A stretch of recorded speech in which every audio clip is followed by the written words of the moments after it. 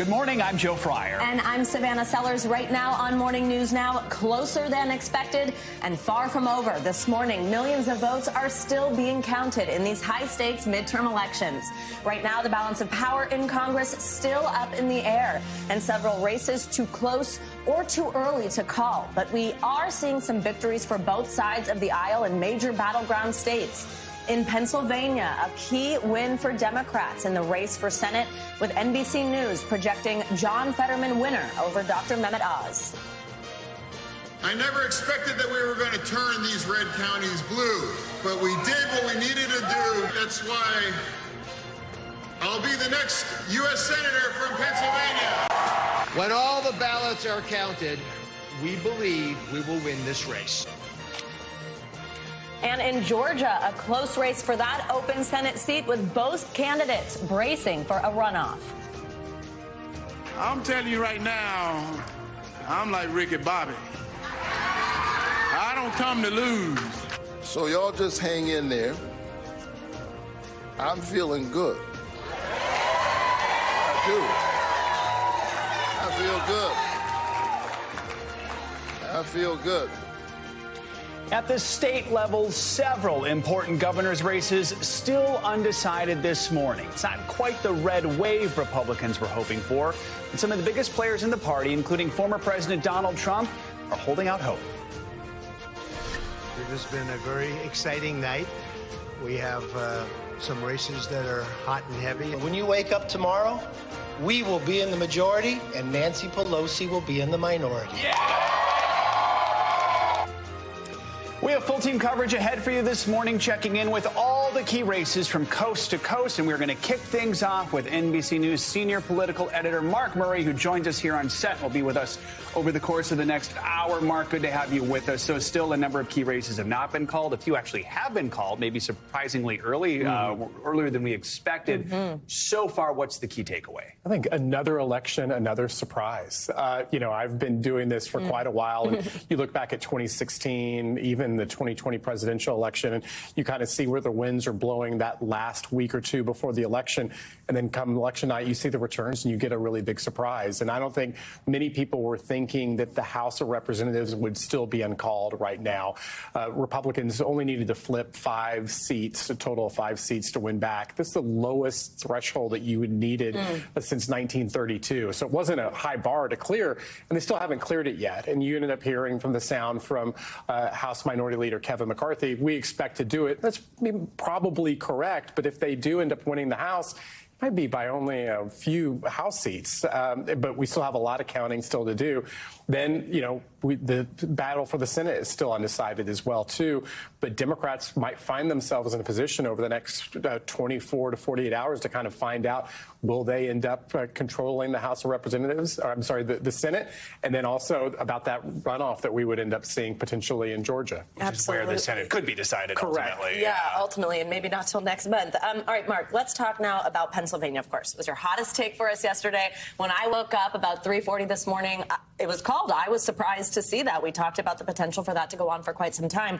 Talk about how crucial that is for Democrats in terms of potentially keeping control of the Senate. And I'd love to know if you were surprised by how early it was called. I was surprised, and the reason why it's so big is that Democrats, that's the first Senate pickup of the evening. And now all of a sudden, with the remaining contests, it forces Republicans to have to win in Arizona or in Nevada, or to be able to do, the pressure's on them to go and win.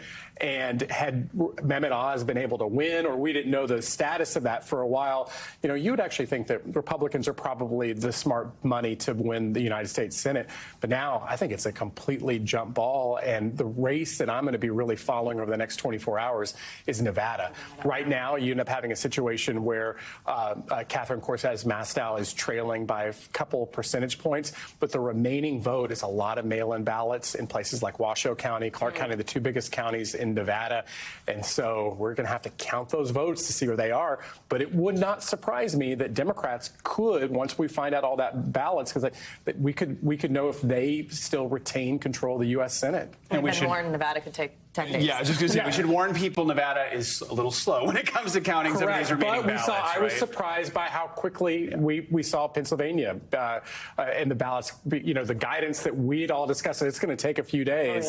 And we called Pennsylvania last night. Bottom line, Republicans were hoping for a red wave. Clearly, this is not a red wave. I mean, Lindsey Graham said so much. Are we understanding why? Is it either exit polling is telling us why that didn't happen, or the results in specific places? Why are Democrats outperforming expectations? Joe, our last NBC News poll gave us a really big clue on why last night was a bit of a surprise, and that was that Democrats caught up to Republicans in enthusiasm. And normally one of the big reasons why the party that's in power ends up losing big in a midterm cycle is that the opposition is just more fired up. And our poll showed that Democrats were dead even in enthusiasm. And I think we ended up seeing that in the results last night. And I think it is still important to note, like, you know, Republicans still can end up winning control of the U.S. House. They can end up winning control of the United States Senate either in the days or weeks following. But I think you're exactly right. The totality of this election right now, and we still have lots of races to count, is that this looks a whole lot more like a red ripple than a red wave. All right, so if you're just waking up with us this morning, Pennsylvania, obviously big news overnight. Nevada, like we just said, could take up to 10 days. It's just going to take as long as it's going to take to count all those votes. Georgia, potentially, most likely, headed to a runoff not until next month. So what are you looking out for today? In the next few hours this morning while we're on the air, what are you looking for? Again, I'm going back to Nevada. And Joe is exactly right. It could be a while to count all those mail-in ballots.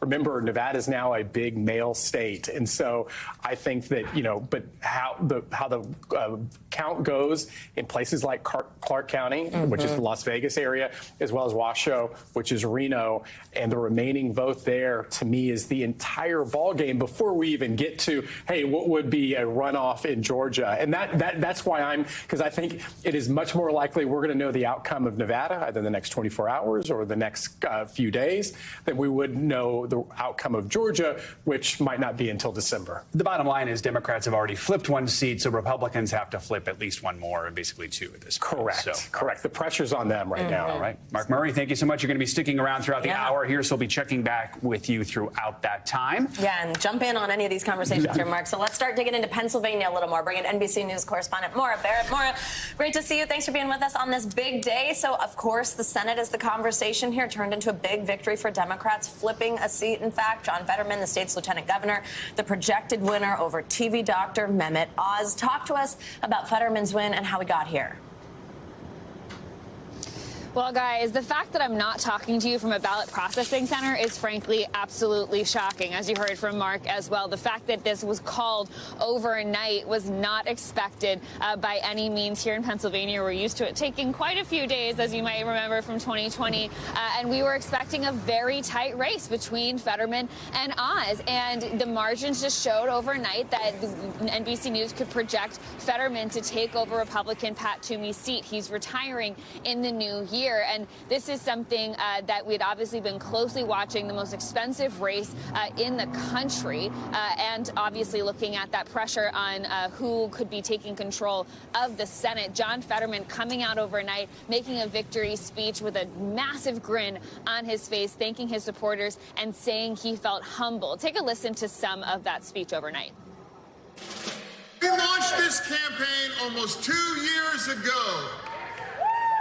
And we had our slogan. It's on every one of those signs right now. Every county, every vote. I never expected that we were going to turn these red counties blue, but we did what we needed to do, and we had that conversation across every one of those counties. That's why I'll be the next U.S. Senator from Pennsylvania. John Fetterman had cast himself as an underdog in this race, but leaned heavily on his experience as a mayor over in Western Pennsylvania in Braddock. And he did allude there, too. He said his strategy of the campaign to go to every county, every vote, he wanted to cull Republican votes away from typically Republican-held counties. He never expected to flip those, but we did see that happen, especially in some of these collar counties around Philadelphia, which is what makes Pennsylvania so purple. He really leaned into the fact that his campaign wanted to focus on the issues around the right to an abortion abortion, threats to democracy, something that Democrats in Pennsylvania and some more moderate Republicans had said that they were very concerned about. So again, very much a surprise that this race was called overnight, but a good indication, as you heard from Mark, about Democrats right now. Yeah, so Mara, we should note NBC News and other major news organizations have called this one, projecting that Fetterman's going to win. What is Dr. Oz saying? As of 7:10 a.m. Pennsylvania time, has he conceded yet? We have not heard an official concession as far as I'm aware, Joe. Dr. Oz has been a little cagey around media. We saw the same from the gubernatorial candidate, Doug Mastriano, very much distanced from media. But Dr. Oz did come out earlier in the night before NBC News projected that winner to speak to his supporters. I want you to hear what he said. When all the ballots are counted, we believe we will win this race.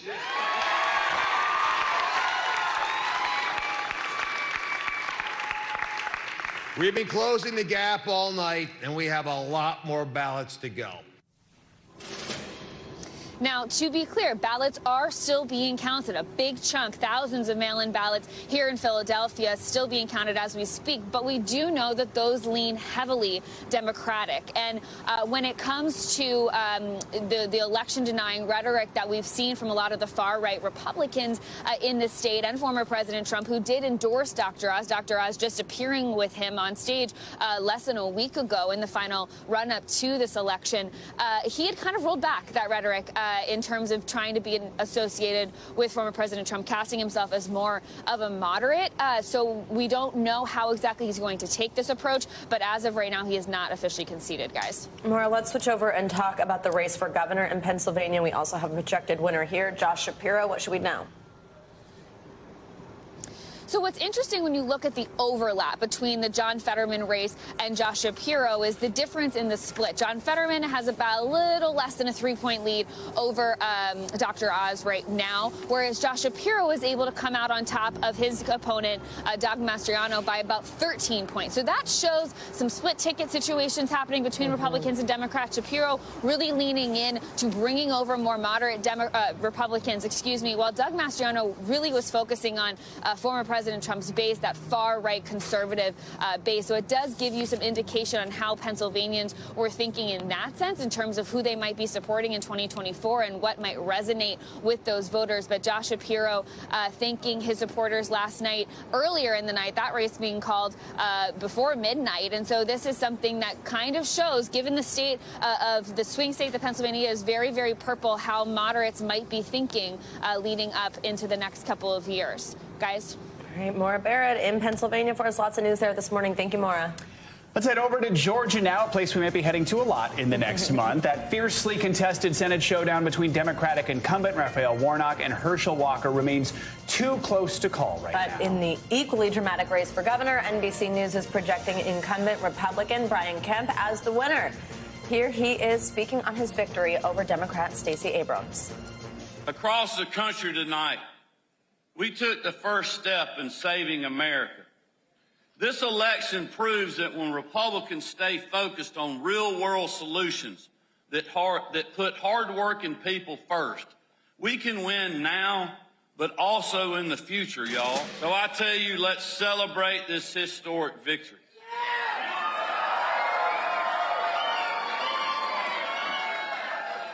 While knowing there's still plenty of work to do. NBC News correspondent Tremaine Lee is in Atlanta for us this morning. We're also joined by Greg Bluestein. He is a senior political reporter at the Atlanta Journal-Constitution. Good morning. Good to have both of you with us. Tremaine, I want to start with you. That incredibly tight Senate race between Warnock and Walker. Where do things stand right now? That's right, Joe. This was expected to be a tight race all along, and it lived up to the hype. It's a nail-biter, a really thin margin between these two men. Just about 20,000 votes separate them. Raphael Warnock seems to be on top. But again, neither of these men were able to get over that 50% mark, which would have declared a winner sooner than not. So it looks like that this race may be headed to a December 6th runoff election, lest we forget that Raphael Warnock was actually put in the office through a runoff. And so, again, razor thin. Looks like it's headed to a runoff. But let's hear from Raphael Warnock. This was not long after the polls closed last night. Check it out. We are not sure if this journey is over tonight or if there's still a little work yet to do. But here's what we do know. We know that when they're finished counting the votes from today's election, that we're going to have received more votes than my opponent. We know that. I remain as committed to this work as I have ever been, and I look forward to continuing on that journey together over the next 6 years. So the stakes were already high. Now perhaps the stakes even higher for folks here in Georgia. So I guess we're headed possibly to that runoff in December. Yeah, absolutely. Greg, now this race in particular, I mean, it's really been a battle from the start. There's obviously been a lot of drama surrounding the race. We had quite a bit of national news here. Let's talk about, is there any room for Warnock to be disappointed at how close this race has turned out since he is the incumbent, especially with all these controversial allegations surrounding Walker ahead of the vote? Or do you think he anticipated it being this tough and that runoff being the end result? I think it's your latter point. He's the last Democrat standing here in Georgia in a statewide race. Every other Democratic challenger or candidate for office, including Stacey Abrams, went down, and not only went down, but went down pretty big. They lost by a solid margin. So it was Warnock's strategy that helped him get this far. I mean, and any other generic candidate might have gone down with the rest of the Democratic candidates, but he ran towards a swing voter. You know, he appealed to that moderate swing voter set who couldn't stomach Herschel Walker, but liked Raphael Warnock's policies. And I think that's what got him this far. So, you know, of course, there's disappointment. But if you look at the overall climate and you look at Joe Biden's approval ratings, which were lower than 40% here in Georgia, it is a testament to that strategy that there even is a runoff here in Georgia. Hey, Greg, this is Mark Murray. You're one of my go-to experts in Georgia. Tell us about the remaining vote in the Senate contest and how you actually expect that to break. Is it enough for maybe Warnock to avoid a runoff? Break that down for us. There is a very small chance that Warnock could avoid runoff, but none of his strategists are openly talking about that possibility. You know, he has to hold out that hope, of course, in that speech. But it looks like we are almost certainly headed to a runoff. And I can tell you that folks here in Georgia are already preparing for that possibility / dreading that possibility because it means 4 more weeks of ads and all through Thanksgiving. But unlike last year, actually, it was a 9-week runoff that went through Christmas and even New Year's. That has been shortened to 4 weeks. So some of our holidays won't be ruined, at least. Yeah, no kidding. At least it's not going through Christmas this time. Turn the TV back That's on important to note. Yeah. Let's switch to the governor's race. Tremaine, I want to ask you about that. NBC News is projecting a defeat for Democrat Stacey Abrams. Incumbent Republican Brian Kemp scores another term in what was a rematch from 4 years ago. Walk us through the results and some of the reaction we're hearing in this one this morning. I'll tell you what, Joe, this is going to be a tough loss for a lot of people who supported Stacey Abrams, even though the polling, as much as we can trust the polling, especially in last night's election, the polling had already suggested that Kemp was favored to win this race. But let's not forget, you know, Stacey Abrams really helped build the apparatus that pushed Georgia into the kind of purple space. She's already an icon among organizers and activists. And so there was a lot of hope that this second time around she could pull it off, but it simply wasn't enough. And so certainly disappointment, but the machine that she built has really reshaped the electorate here in Georgia, ushering hundreds of thousands of new registered voters, especially hard to reach folks, black folks, rural people in rural communities. So even though that machine is kind of sturdy, it wasn't enough to deliver her a victory. Let's take a listen to what she had to say last night. I may no longer be seeking the office of governor, but I will never stop doing everything in my power to ensure that the people of Georgia have a voice. I know the results are what we hope for tonight, and I understand that you are hurting and you are disappointed. I am too. We may not have made it to the finish line, but we ran that race, and we know this path, and we know that running is what matters, that standing is what matters, that defending is what matters. Even in loss, she may really have transcended state politics to become something else, a different kind of figure here. So even though she lost last night, I'm sure it's not the last time, certainly, we're going to see Stacey Abrams. All right, Tremaine, Greg, thank you both so much. We appreciate your expertise this morning. And now let's head west to Arizona. We've got NBC News Capitol Hill correspondent Ali Rafa there with us. We also have Tara Cavalier, politics reporter at the Arizona Republic. Thank you both for joining us. Ali, I'll start off with you. So let's talk through where we're at right now. Two big races there, like in Georgia, Senate and governor seats up for grabs. What is the latest tally on both races this morning? Yeah, Savannah, well, Arizona election officials had been predicting that these races wouldn't be able to be called on election night and possibly for a few days after. And I can tell you from personal experience, repeatedly checking these vote tallies this morning, it's becoming more and more obvious why they were saying that. We have the latest wave of tallies here in Arizona happening just after 4 a.m. local time, and it's showing that around 62% of the vote in this state has been counted. Democrats have a slight edge over Republicans, and the margins just keep getting tighter and tighter. Listen to some of these numbers. For Arizona's governor, Democrat Katie Hobbs at 51% of the vote compared to Republican Kari Lake's 49%. In the Senate race in this state, incumbent Democratic Senator Mark Kelly at 52% support compared to Republican Blake Masters' 46%. So in the next few hours, we expect the vote tallies to shift more in Republicans' favor, after all, because Republicans had been more in favor of voting in the last 72 hours, specifically on Election Day in person. Tara, let's focus specifically on the Senate race right now. Incumbent Senator Mark Kelly did speak with supporters last night. First, here's a little bit of what he said. From day one, this campaign for me hasn't been, it hasn't been about name calling or dividing people. It's been about telling the truth. It's been about bringing together Republicans, Democrats, and independents in every corner of our state focused on solving problems.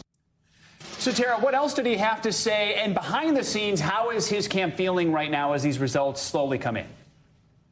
Sure. Well, his campaign said that after the first drop of ballots at 8 o'clock Arizona time last night, they were up by 8 points. They felt pretty good about the race, and they certainly did that. Ali, let's switch over now to the governor race there. So this has been a big talker. Kari Lake is continuing to push these unfounded and, above all, false claims of a stolen election after an issue that we saw happen yesterday with vote tabulating machines in Maricopa County. First, tell us a little bit about what exactly did happen and what election officials are saying in terms of how it may have impacted or not impacted, and then talk about the spread of misinformation.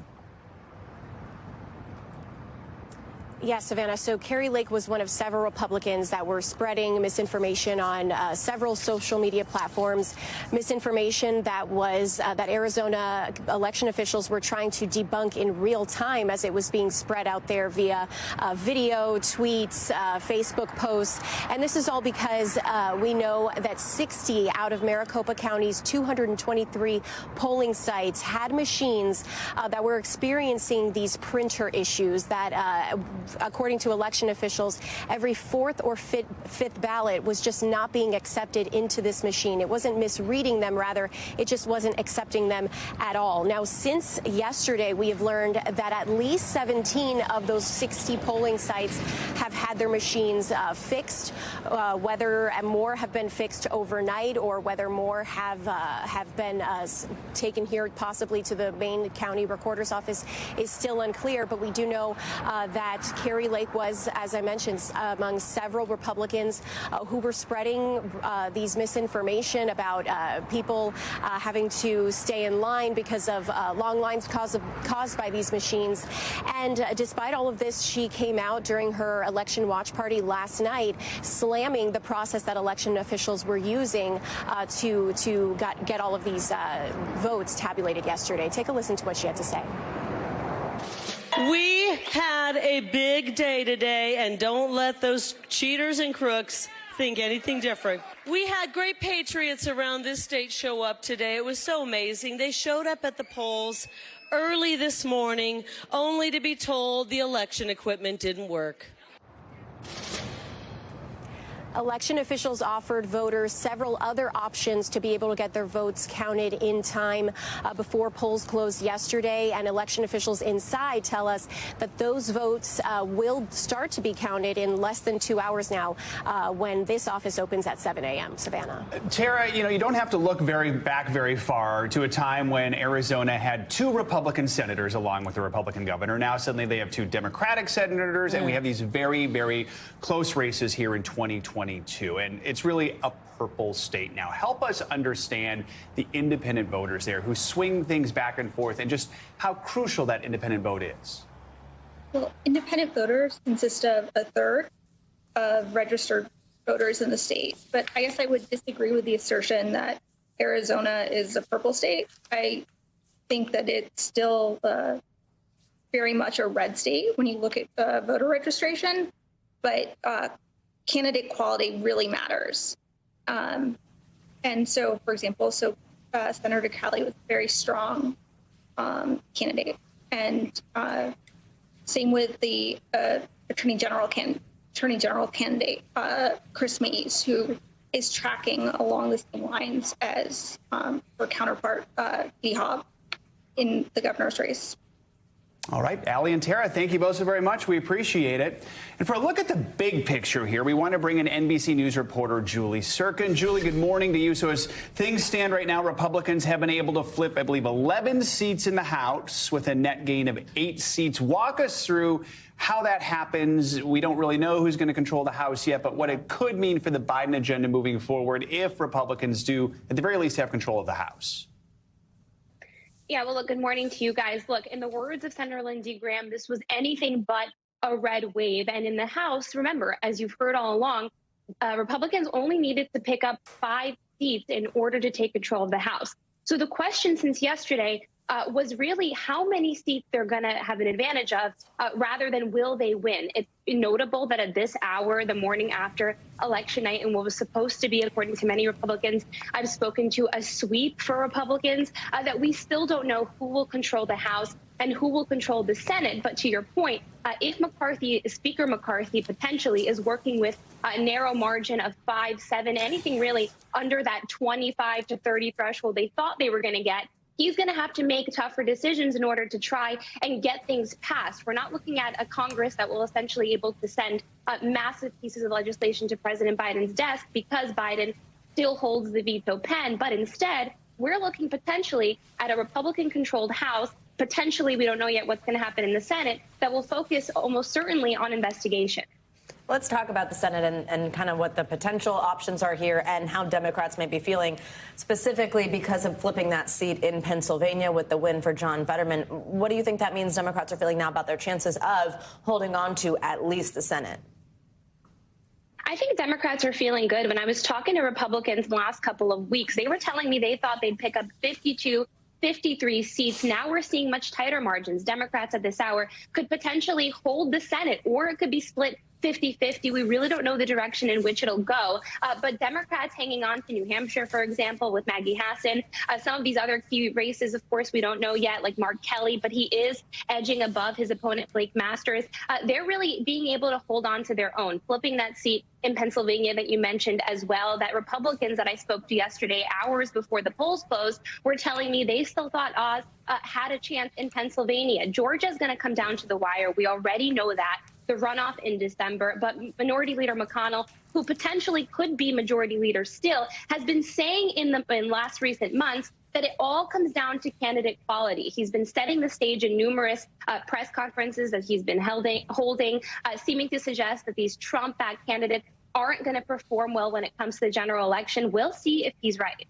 All right, Julie Sirkin, thank you so much. And Mark, looming over all of this, any race in the country is always going to be the former president, Donald Trump. What factor does it look like he played in these midterms? Yeah, Joe, I was talking about the enthusiasm, which is one of the big reasons why we had a surprise. But the Trump factor also, I think, is really glaring at us. And as you were talking to our reporters from coast to coast, starting with the East Coast and then going to the West Coast, what did stand out to me was that the candidates that Donald Trump really wasn't behind did very well. Talk about Brian Kemp in Georgia. Certainly ended up defeating Donald Trump's primary challenger back in May. Won decisively over Stacey Abrams. We didn't talk about Ron DeSantis' nearly 20-point win in Florida. A big decisive win. But then we look at the races that we did call. Mehmet Oz. Donald Trump endorsed Mehmet Oz over David McCormick in Pennsylvania.